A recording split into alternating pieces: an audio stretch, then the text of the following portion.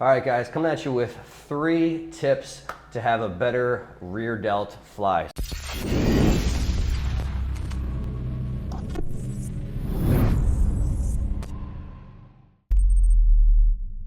So again, we're on a reverse pec deck.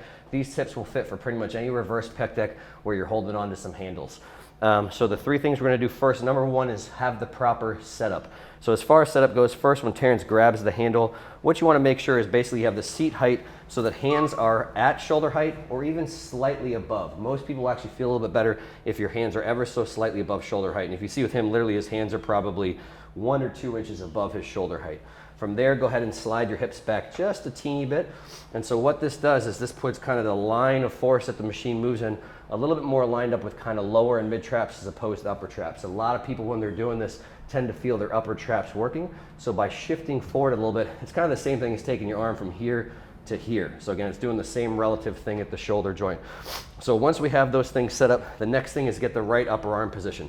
So we want to make sure that the rear delt is right in plane with the plane of the machine. So most people, this is going to be elbow pointing out. A huge mistake you see people doing here is they bend their elbow and point it towards the floor. When your elbow is pointing anywhere towards the floor, now the plane of the machine is lined up a little bit more even with side delt, and actually involves a little bit of your external rotators as well too. So most people get that elbow pointing slightly out, and you can see pretty clearly with Terrence here.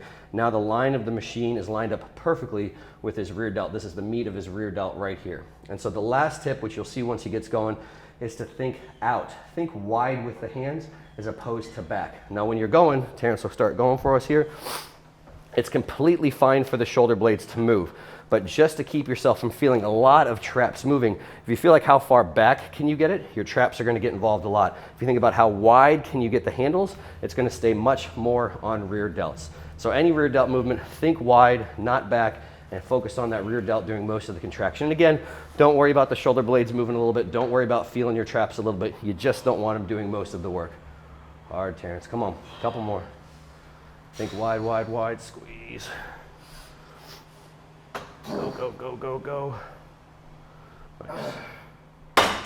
Awesome. So next time you're doing some rear delts on the pec deck, try those 3 tips.